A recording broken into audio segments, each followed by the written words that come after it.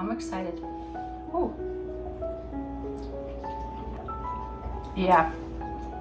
Oh, this is good.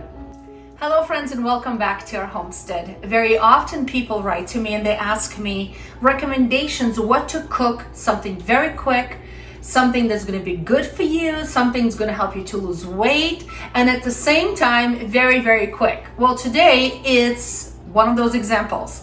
So we just came home from church. Everyone is kind of like, okay, hungry, let's eat something quick. And instead of relying on fast food, and if nothing is prepared, I'm going to show you a very simple recipe you can make at home. All right, so let me show you the ingredients that I'm going to be using today. Oh, what am I making? I don't have a name for it, but basically it is going to be a little bit of a Polish version of Polish sausage with cabbage. So it's very nutritional, has lots of vitamins, has lots of fiber. It's going to have some good fat, good protein, and good vegetables. All right, let's make it. All right, so here are our ingredients. So I have one link of Polish sausage, and you can always find Polish sausage that is, this one is smoked. So you can always find them without nitrates and with less chemicals. So smaller shops, like family-owned shops, often have good quality of Polish sausage. Then I'm gonna need, this is a half of large onion, but a medium-sized onion, a couple of little cloves of garlic, a little parsley or dill. Okay, if you don't have any fresh, dry will work just fine. Then I'm gonna use lots and lots of cabbage, and this is two different types of cabbage, already shredded and mixed in with some carrots. If you're busy and it's too much chopping for you, then you can always go ahead and just buy it already in the bag, already shredded. It's like that coleslaw mixture. It's gonna work just fine. And then I'm gonna finish the meal with some homemade sauerkraut. This is very plain sauerkraut. And I'm gonna put it much later to make sure that all the nutritional facts, all the nutritional benefits of sauerkraut is still intact. So what else? A little bit of salt, a little bit of pepper, and some olive oil. So let's start cooking. It's gonna be a simple one-pot meal. So first things first, I'm gonna remove the skin from the sausage, okay? Because it's the casing, I should say.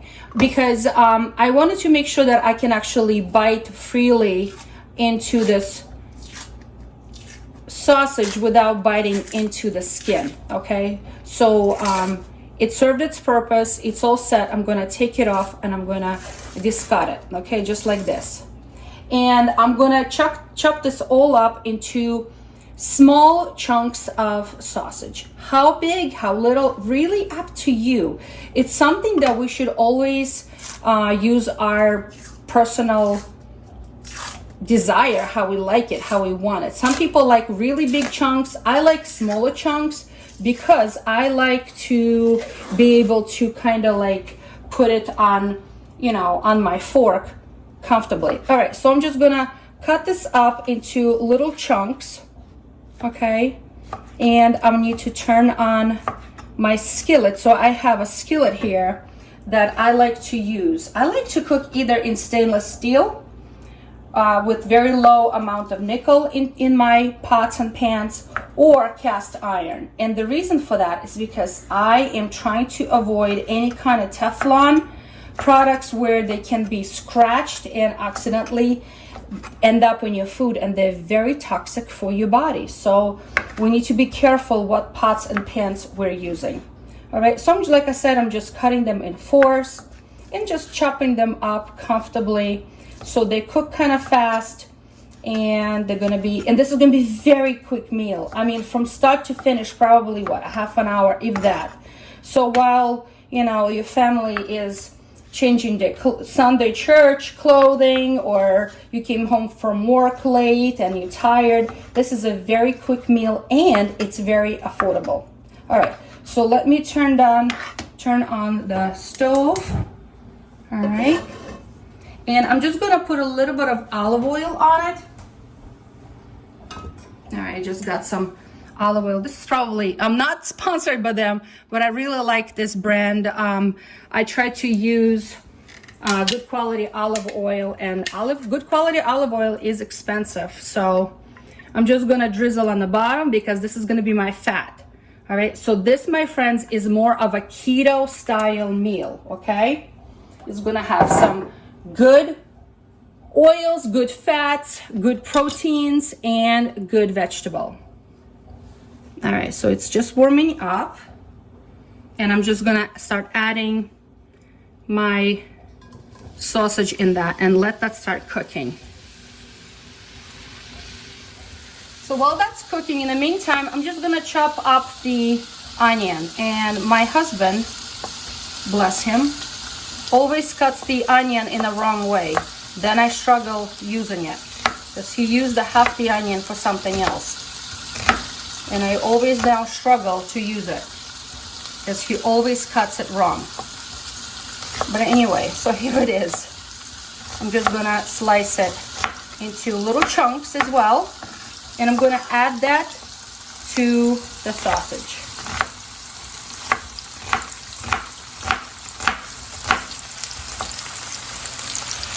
In the meantime, I'm gonna keep the garlic aside. I'm gonna put it aside. I'm not gonna use it just yet.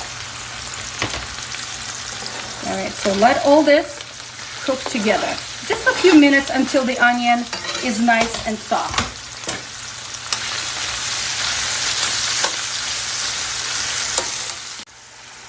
All right, so this is caramelizing very nicely. And to this, I'm gonna add a large package that I bought of already shredded cabbage.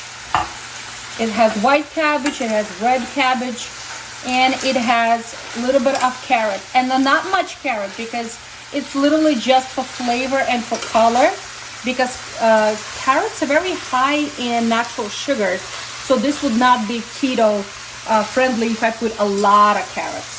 But a little carrot is fine. So I'm just gonna mix everything together, make sure I have plenty of oil for cooking.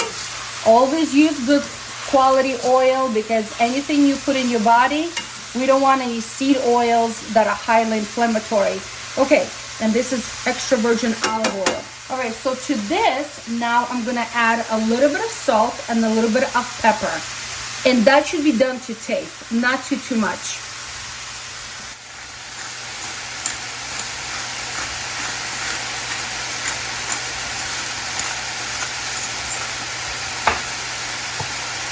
I like to use Celtic sea salt because it has a lot of minerals in it.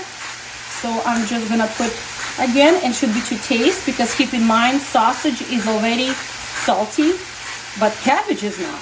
So we need to make sure that we season everything. All right, so I'm gonna put this on low because I don't want anything to burn.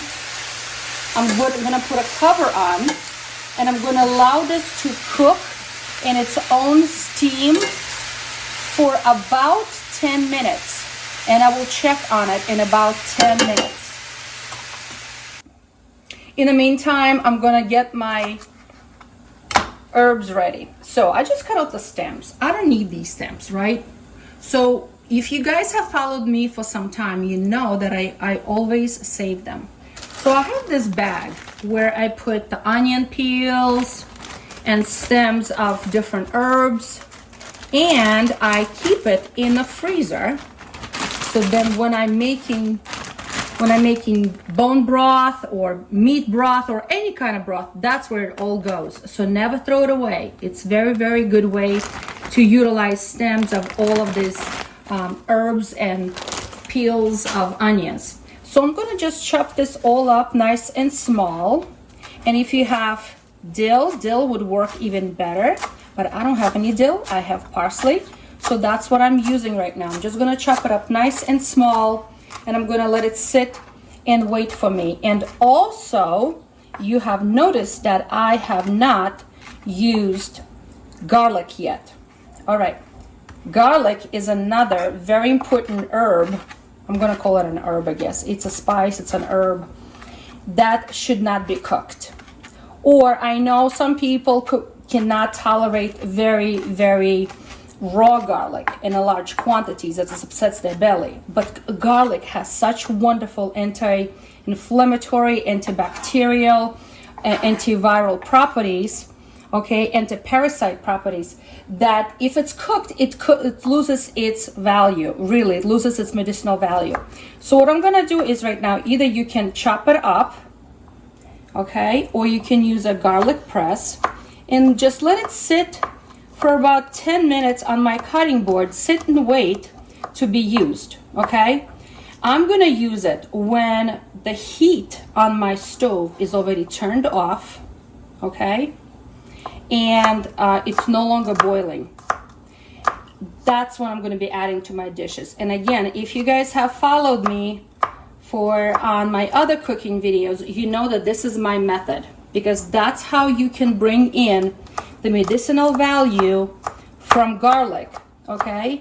It's gonna be warmed up by the warmth of the cooked food, but it's not gonna be completely raw, and it's not gonna be completely cooked. So it's just gonna sit here and wait, and it's gonna sit here for about 10 minutes, and all the active ingredient of garlic all of a sudden will be exposed and made bioavailable. And that's how we're gonna keep our family safe during a cold and flu season.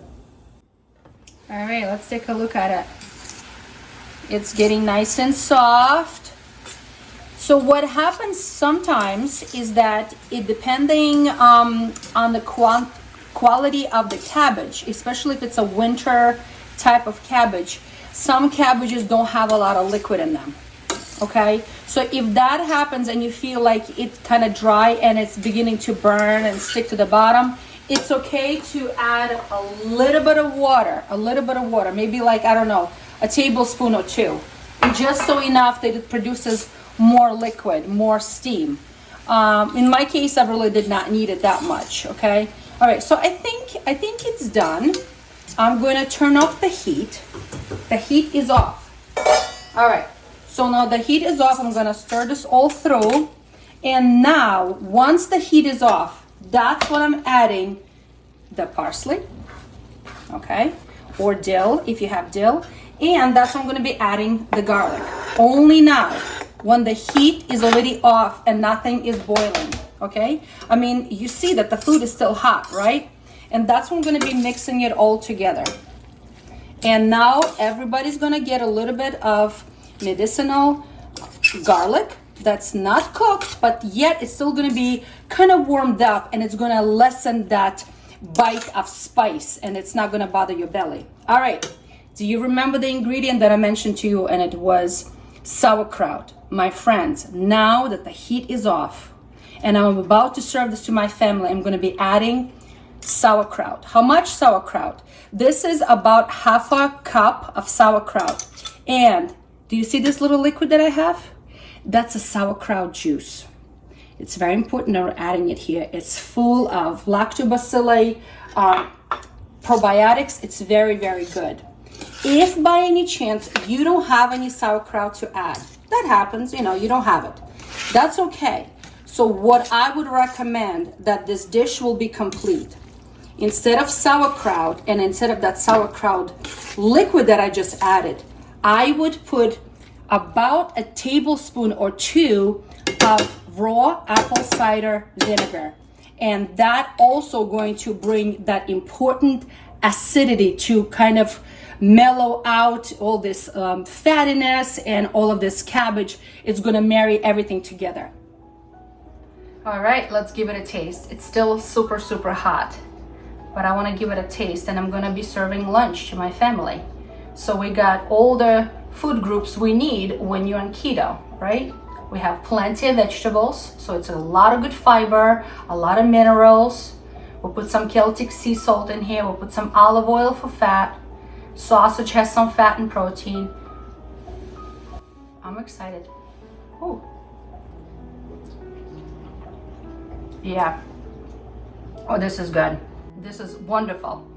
The sauerkraut is the key. So friends, don't shy away from getting yourself good quality homemade sauerkraut that has those natural lactobacillus. Okay, oh my gosh, it's so delicious. So anyway, I'm gonna call my family for lunch and we're gonna enjoy Sunday afternoon all together.